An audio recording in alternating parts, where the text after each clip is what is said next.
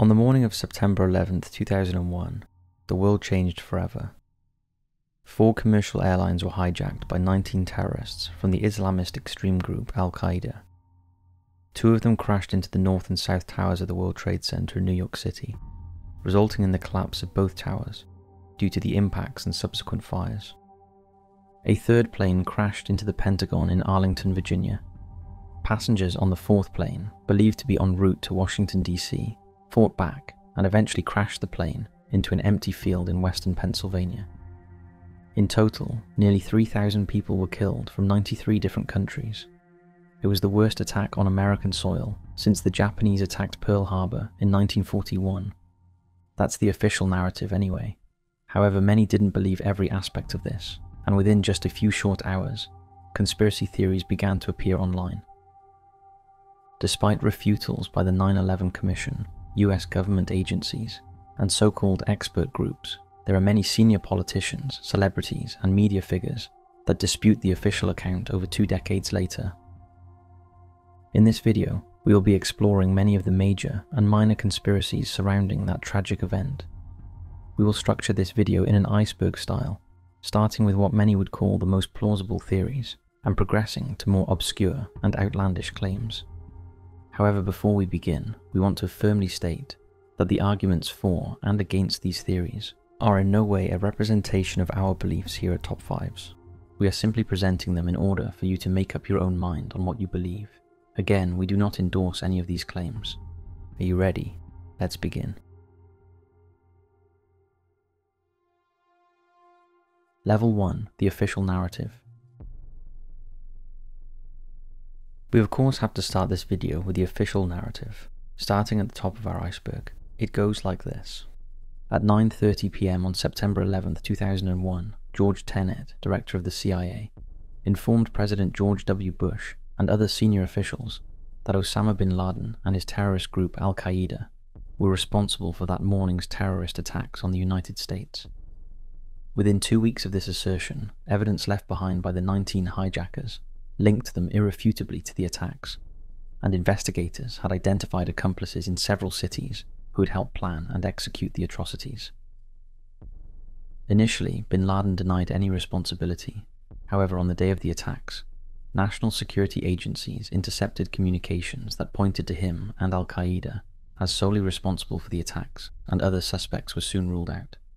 It wasn't until 2004 that Osama bin Laden claimed full responsibility for the attacks, in a video sent to news outlet Al Jazeera. The US government has always maintained that all the evidence indicates that bin Laden and his multinational group were responsible, and despite admitting to failings in intelligence that allowed the terrorists to carry out the coordinated attacks, this has remained the official narrative. Let's move a little further down the iceberg with level 2, which is that the official narrative was correct, but that the government, CIA and FBI worked together to cover some things up. Some accept that bin Laden was responsible, but the incompetence of the FBI and the CIA allowed Al-Qaeda operatives to infiltrate the US, despite some of them being on watch lists and the government receiving many warnings. Many believe the full truth about the mistakes and opportunities lost to stop the terrorists has been covered up, and that despite warnings, the Bush administration did not take the imminent threat of an attack seriously enough. So what warnings did they have exactly?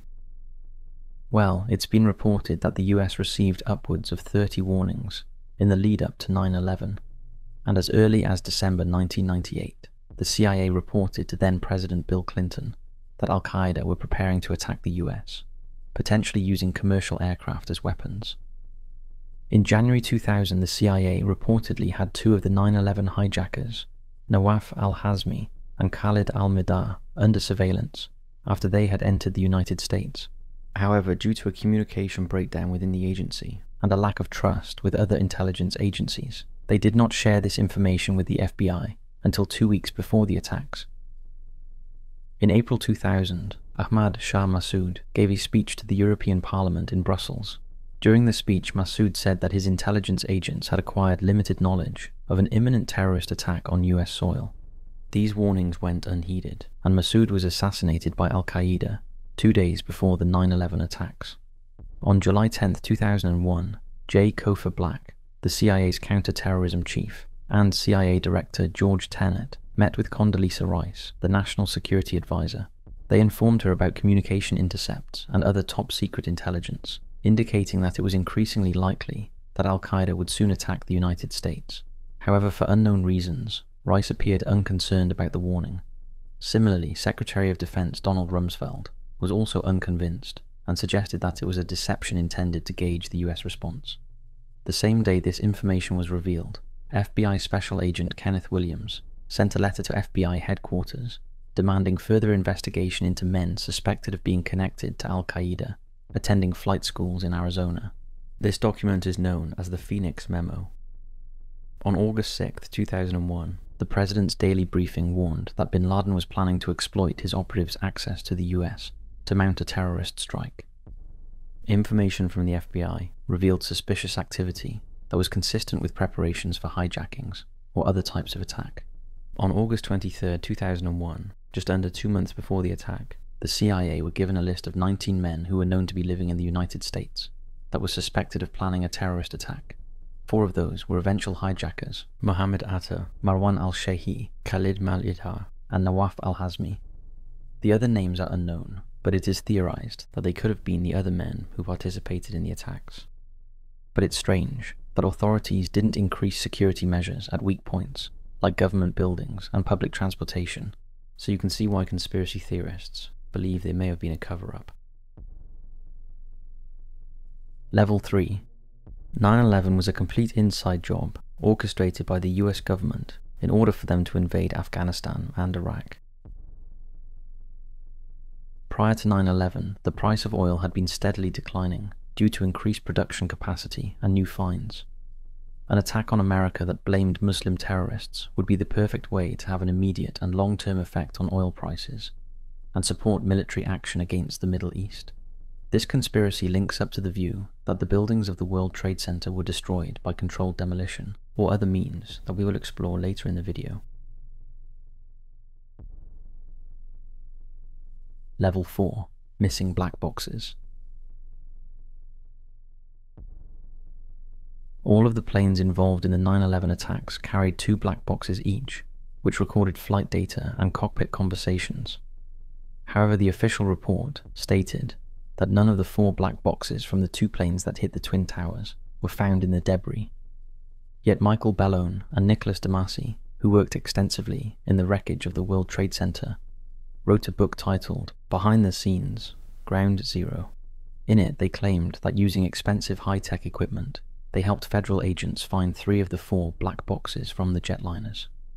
As for the Pentagon black boxes, allegedly, they were too severely damaged to retrieve any information from them. The only black boxes recovered were from United 93, the plane which passengers and crew fought back and forced to crash in a rural Pennsylvania cornfield.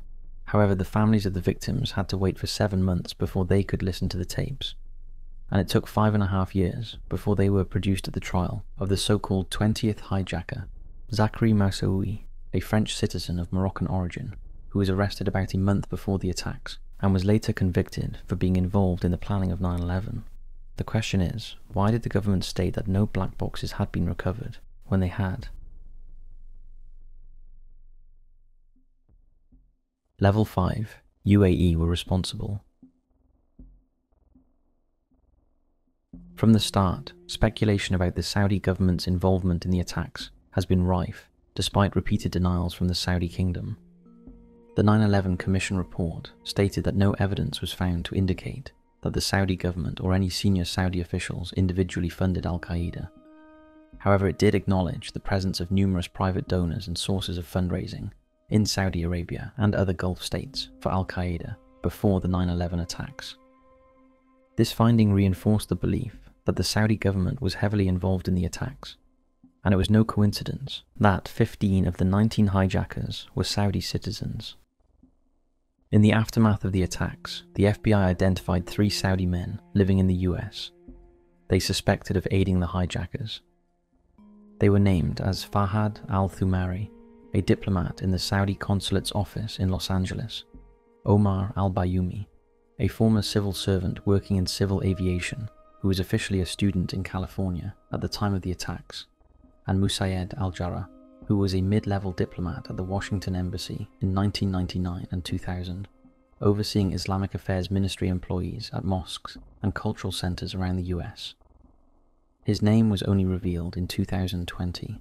The men, in particular Bayoumi, are alleged to have provided or directed others to assist two of the hijackers, Nawaf al-Hazmi and Khalid al-Midar, when they arrived in the US in 2000. Bayoumi claims he befriended the two after meeting them in a restaurant in San Diego, and as they spoke little English, he helped them settle into their new lives. Al-Thameri, who claimed he never met the hijackers, despite witnesses seeing him in their company, was closely linked to Bayoumi, and the FBI found phone contacts between the two. It is unclear how Jarrah is linked to Bayoumi and Al-Thameri, but it is thought his role would have been the same as theirs, to help integrate the hijackers when they arrived in America and plan their attacks. All three men have been questioned by the FBI, and conspiracy theorists believe they were integral to the planning of the attacks, and many suspect them of being Saudi agents. However, the New York Times reported that the investigation into the men yielded circumstantial evidence only, and no direct links were established to the hijackers or their terrorist organization. Despite the fact that in late 1999 or early 2000, al-Bayoumi was receiving significant amount of money from Princess Haifa bint Faisal, the wife of Bandar bin Sultan, the Saudi ambassador to the US. Allegedly, these were to care for al-Bayoumi's wife's medical bills. It's not only conspiracy theorists that think Saudi Arabia was involved in the attacks. Families of the survivors also think they are responsible, and an ongoing lawsuit for compensation against the Saudi government is still ongoing. In 2011, investigative journalists Anthony Summers and Robin Swan released their book The 11th Day.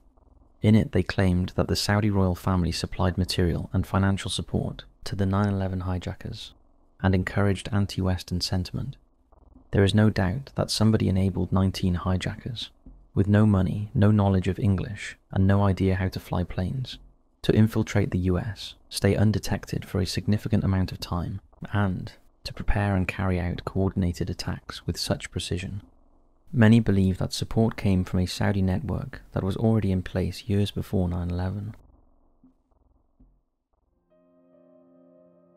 We're heading deeper down the iceberg now, to level 6, which is probably one of the most commonly believed conspiracies surrounding 9/11, controlled demolition. There are some people who believe that the twin towers of the World Trade Center were not brought down by the planes that crashed into them, but instead by controlled explosions. These individuals, including physicists and software engineers, argue that the towers collapsed straight down instead of toppling over, which is what they would have done if they had been structurally compromised by the planes. They claim that a large amount of explosives were hidden in the towers, and that key supporting beams were pre-cut, allowing the towers to fall on their foundations. Moreover, they maintain that after the collapse, any evidence that could have disputed this theory was removed and recycled due to the strict security measures at the site. However, the official report states that the Twin Towers collapsed due to severe structural damage caused by the planes that crashed into them and the resulting fires. This explanation is disputed by a group called Truthers, who argue that the fires burned for only 56 minutes in the South Tower and were not sufficient to cause the catastrophic collapses. The controlled explosion theory was compounded further by the collapse of World Trade Center Building 7, despite it not having been impacted by a hijacked plane. They point to the fact that even the authorities acknowledged that Building 7 was the first ever tall structure to collapse as a result of fire damage alone, and even to this day, it still remains the only building to collapse due to fire. Much of the building was leased by bankers, but some of the floors were occupied by the CIA. Another major red flag in the eyes of conspiracy theorists is the fact that the BBC announced the collapse of Building 7 at least 30 minutes before it collapsed. Combine this with the eyewitness account of Barry Jennings, the Deputy Director of Emergency Services for the New York City Housing Authority, who on the morning of the 9/11 attacks was summoned to World Trade Center Building 7 to assist in coordinating the emergency response. However, he became trapped in the building for several hours due to a series of explosions that, according to the official government account, never occurred. According to Jennings, he and Corporation Counsel Michael Hess had entered Building 7 before the South Tower was hit at 9:03 am. However, they were surprised to find that the offices had already been abandoned. Shortly after, Jennings received a call from his superior instructing him to leave the building immediately. But as he and Hess made their way to the 6th floor, an explosion occurred, sending them back up to the 8th floor and trapping them inside the building for several hours. Thankfully, they were eventually rescued before Building 7 collapsed at almost freefall acceleration at 5:20. After 7 years of investigation, the National Institute of Standards and Technology determined that the building had not come down due to explosives or controlled demolition. Instead, it insisted that the building had collapsed due to ordinary office fires. Many, of course, do not believe this and claim that controlled demolition is the only way, and that Building 7 had been the secret government command center for 9/11 and needed to be wiped out at all costs.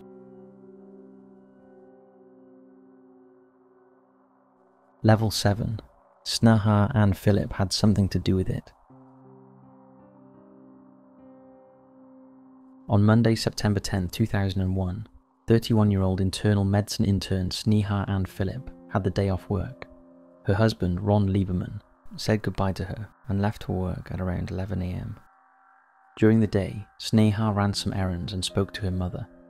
However, when Ron came home from work that evening, his wife wasn't there, and she didn't return that night. Initially unconcerned, he went to work as usual the following day. Shortly after, the planes hit the World Trade Centers near the couple's Manhattan apartment.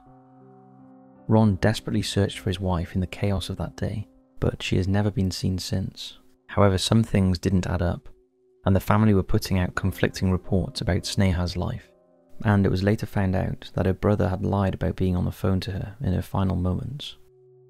The family were desperate for her to be remembered as a hero, using her medical experience to help victims of the 9/11 attacks, and her name was added to the list of the 9/11 victims missing. However, the police revealed a different story, and a very different version of Sneha's life was uncovered.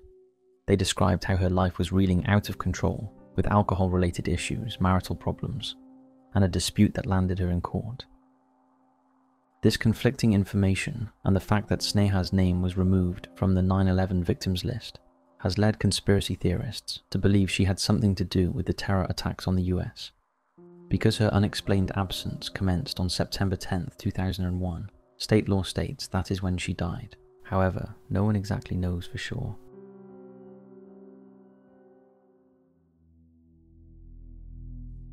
Level 8. The boy who predicted it.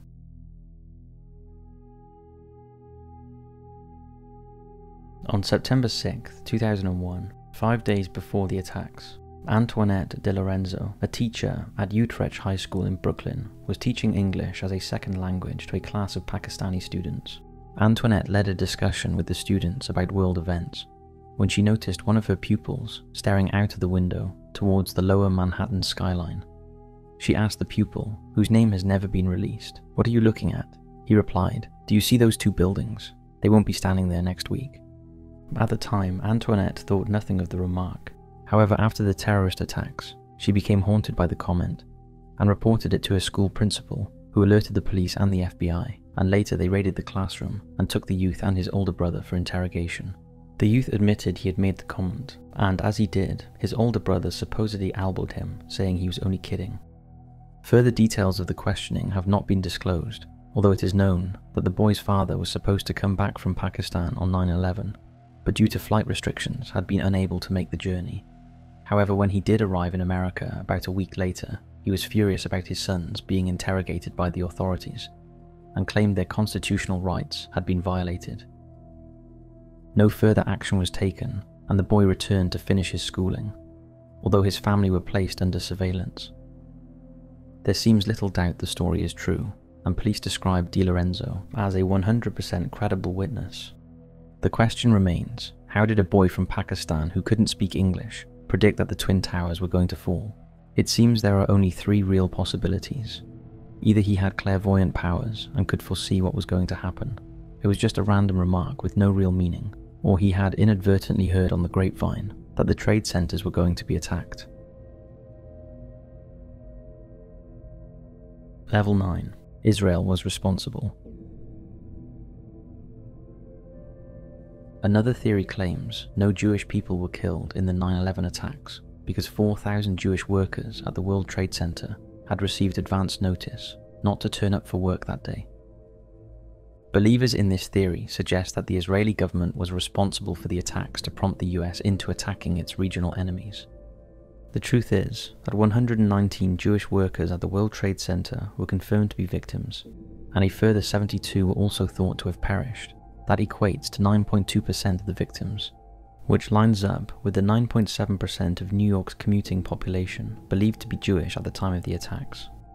Similar conspiracies surround other nationalities, including Iraq and Iran, although no evidence of their direct involvement has ever been found. The Israeli conspiracy was fueled further after it was reported 5 Israeli men were seen dancing in the streets of New York in the wake of the attacks. They were later arrested and found to be in possession of cash, multiple passports and box cutters. The implication was that these young men knew about the attacks and were shadowing and supporting the Al-Qaeda terrorists from afar. Although there is no evidence to support the claims, there is some truth to the story. Following the 9/11 attacks, 5 Israelis were arrested for possessing box cutters. However, it should be noted that they were in the United States for work purposes, specifically for Urban Moving Systems, a delivery company owned by an Israeli. The box cutters were part of their job, as they were used to open boxes. The men were later released without charge. Reports online called them the Dancing Israelis, and to this day, there are still many who believe that the Dancing Israelis had something to do with the attack. Level 10. Jet fuel can't melt steel beams, but thermite can. There are theories that suggest a special type of substance, known as thermite paint, was used to weaken the steel beams of the World Trade Center towers, causing them to collapse. This theory was proposed by Stephen Earl Jones, an American physicist and 9/11 conspiracy theorist. In 2006, Jones proposed that individuals within the government who had access to thermite or super thermite may have used these materials to demolish the World Trade Center buildings. Nanothermites are highly reactive and can be customized according to specific needs. They are commonly used by the military for propellants, explosives, and pyrotechnics. In 2009, Jones and other authors published an article in the Open Chemical Physics Journal titled Active Thermitic Material Discovered in Dust from the 9/11 World Trade Center Catastrophe. The article claimed that they found evidence of nanothermite in samples of dust produced during the collapse of the towers. NIST responded to the claims, stating that there was no clear evidence to prove that the 4 samples of dust came from the WTC site. Jones invited NIST to conduct their own studies, but they did not take up this invitation.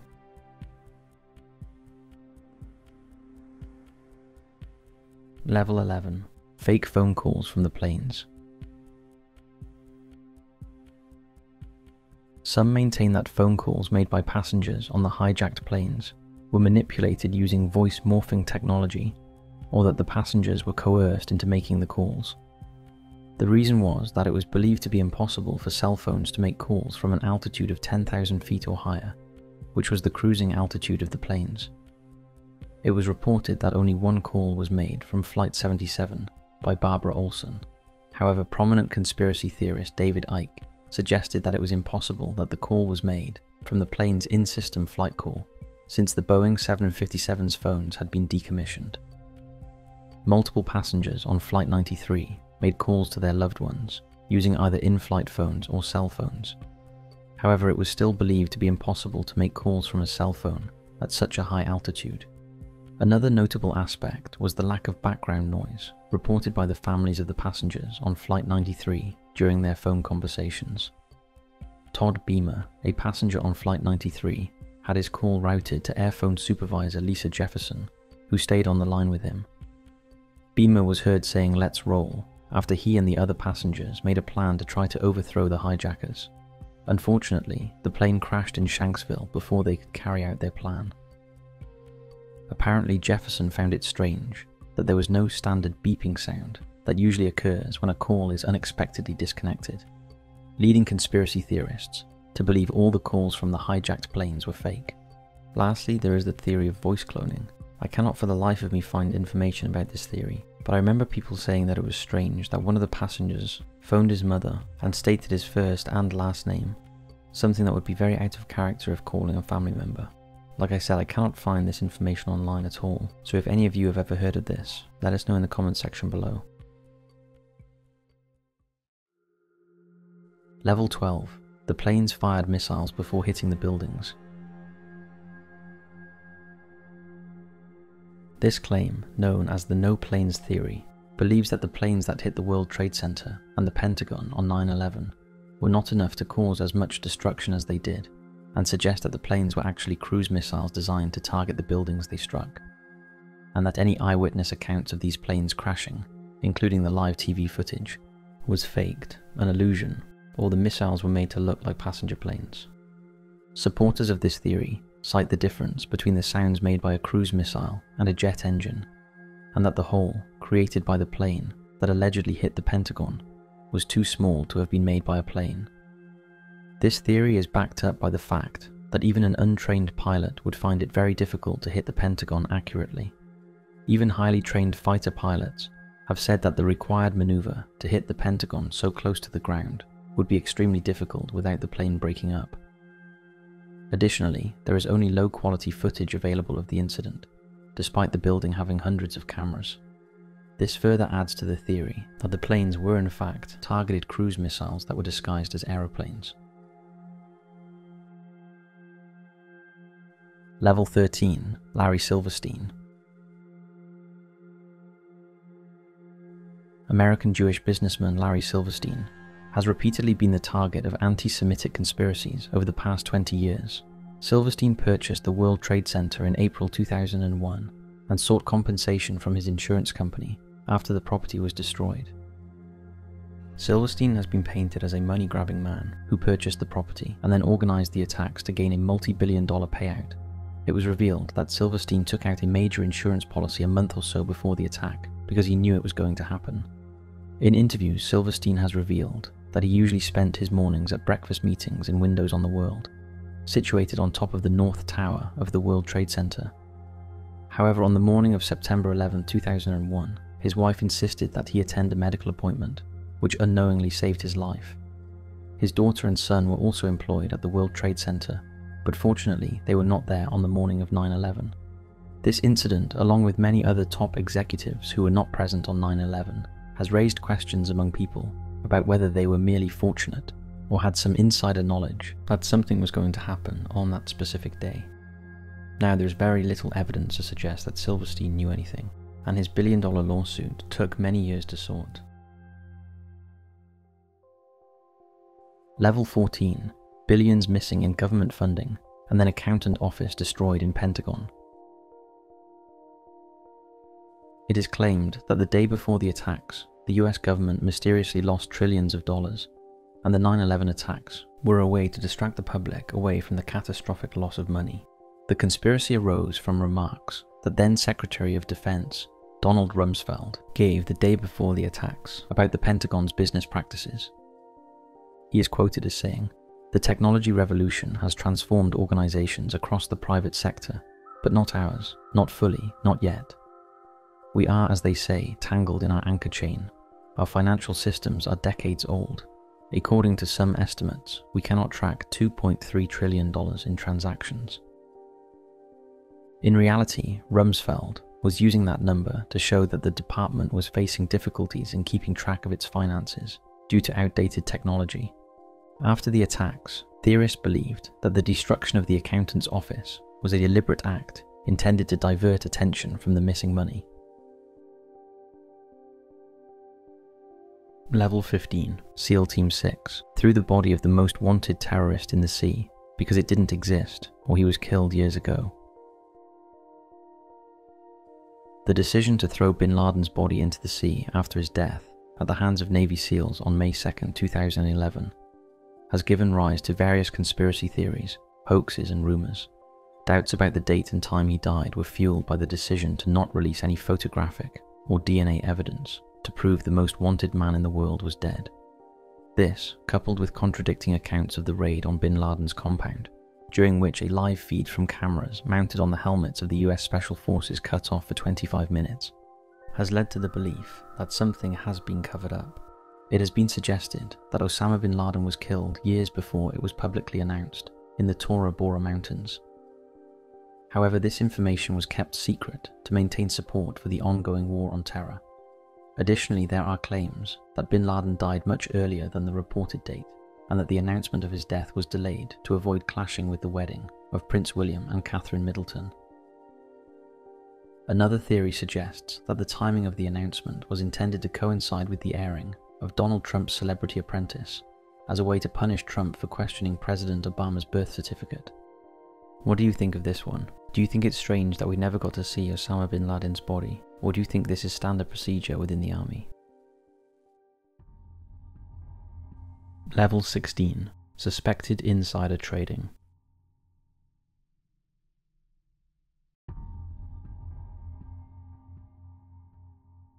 Prior to the September 11th attacks, there were some unusual stock trades made on certain companies that would be affected by the attacks. United Airlines and American Airlines, both of which lost planes in the attacks, experienced heavy selling of their stocks before 9/11. However, no other US carriers saw such trading activity on their stocks. On the other hand, defense corporations, who would benefit from an aggressive military response, showed strong buying activity in the week before the attack. Morgan Stanley, which was located at the World Trade Center, was heavily sold, and insurance companies also experienced significant selling. The US Security and Exchange Commission even initiated an investigation into Wall Street's activity around the attack. However, they stated that it was purely coincidental, which it may well have been, but there are some who find this hard to believe. Level 17. Air Defense Stand-Down Theory. Why did the world's most powerful air force fail to intercept any of the 4 hijacked planes? There are claims that NORAD, the North American Defense Command, had information beforehand about the hijacked planes, but either ordered their fighters to stand down or intentionally delayed scrambling them so they couldn't prevent the planes from hitting their targets. Given that NORAD is responsible for air defenses, it's reasonable to assume that they have the necessary capabilities to locate large passenger planes. Therefore, why didn't they scramble in time to prevent the tragedy? Furthermore, why were 2 scrambled jets ordered out into military airspace over Long Island while New York City was under attack? Conspiracy theorists believe that then US Vice President Dick Cheney ordered the military to stand down and not to intercept the planes. This, of course, has not been confirmed. Level 18. Flight 93 was shot down. Official reports state that the passengers of Flight 93 made a courageous effort to regain control of the plane from the hijackers. Unfortunately, during the struggle, the aircraft crashed into an open field in Pennsylvania. However, some theorists have raised doubts about the crash, pointing out that very little wreckage was found, and the crash site was too small for an airliner of that size. They suggest that the military may have shot down the plane, causing it to disintegrate over a larger area. Level 19. Holographic planes. There is a theory called holographic planes that argues that the planes were not real. According to this theory, they were holographic projections generated by advanced technology. However, this theory is not supported by the numerous eyewitnesses who saw and heard the planes, the physical evidence of plane debris, and DNA from the victims. Despite this, some people still choose to believe in the theory. And so, we have reached the bottom of the iceberg. What could level 19 possibly hold, you ask? Well, this is the theory that the Simpsons predicted 9/11. In a 1997 episode of the popular TV show The Simpsons titled The City of New York vs. Homer Simpson, there is a moment that seems to allude to the Twin Tower attacks. In a particular frame, there is a brochure that shows a ticket to New York for $9, and behind the number 9 are the Twin Towers, which looks like the date 9/11.